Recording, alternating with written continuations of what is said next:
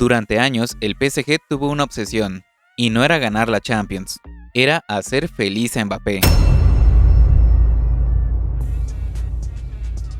Todo giraba alrededor de él, el sistema, los fichajes, el proyecto entero, y parecía lógico, era su estrella, su jugador decisivo, su símbolo.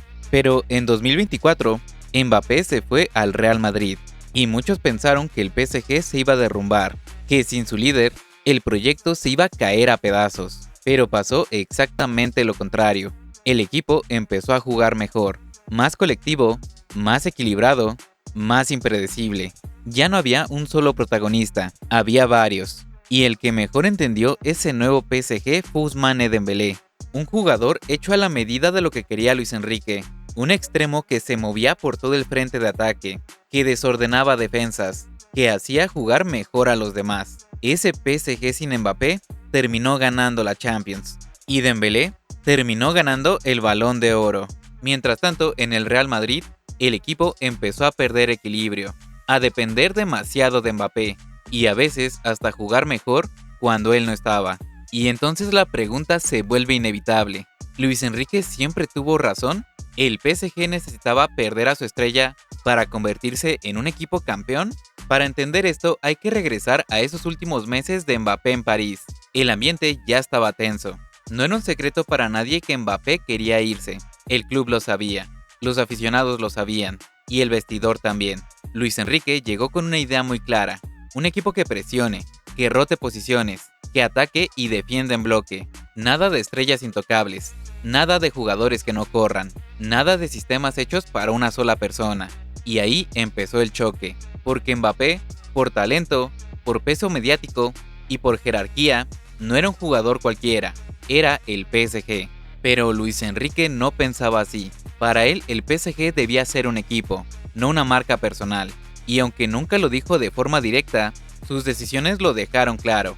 Empezó a probar sistemas donde Mbappé no era el centro de todo. Rotaciones constantes en ataque, extremos que cerraban por dentro, laterales que subían sin miedo.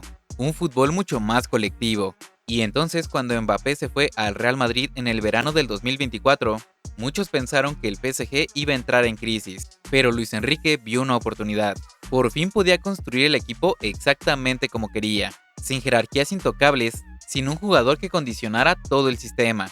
Y ahí apareció el gran beneficiado, Ousmane Dembélé, un jugador que siempre había sido visto como irregular, explosivo, sí, talentoso, también, pero inconstante.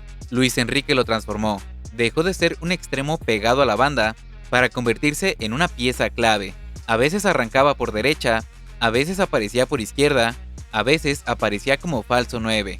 Era imposible marcarlo, y lo más importante, hacía jugar mejor a todos. Los mediocampistas tenían más opciones, los laterales encontraban espacios, los otros atacantes recibían balones en ventaja.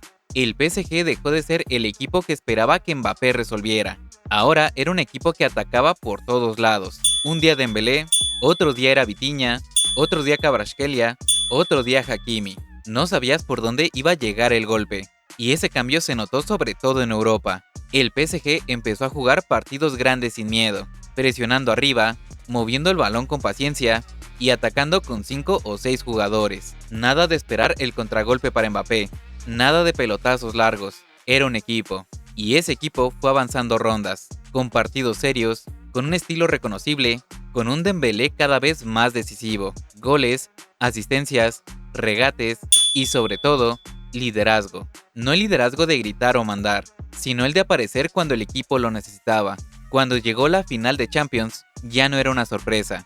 Ese PSG jugaba como una máquina, como un conjunto maduro, como un equipo sin dependencias, y la ganaron.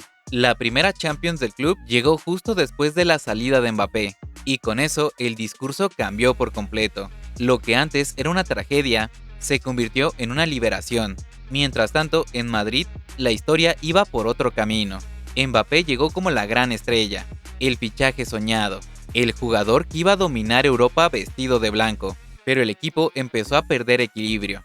El ataque giraba demasiado alrededor de él. Las posiciones se encimaban, los extremos perdían espacio. El sistema se volvió más predecible. Y lo más curioso, en esos partidos donde Mbappé no estaba, el Madrid se veía más fluido, más colectivo, más dinámico, más parecido al equipo que había dominado Europa antes de su llegada. No era un problema de talento, Mbappé seguía marcando goles, era un problema de estructura. El equipo, en lugar de jugar para todos, empezaba a jugar para uno. Y ahí fue cuando muchos recordaron aquellas palabras de Luis Enrique, cuando dijo que el PSG tenía que ser un equipo, no una suma de estrellas, cuando apostó por un sistema donde todos atacaban y todos defendían, cuando decidió que el proyecto no podía girar alrededor de un solo nombre, y al final, el tiempo le dio la razón, porque el PSG fue campeón sin Mbappé, y el Madrid todavía busca el equilibrio con él. Lo que pasó dejó una imagen muy clara. El PSG ganó la Champions justo cuando dejó de ser el equipo de Mbappé, y se convirtió en el equipo de Luis Enrique.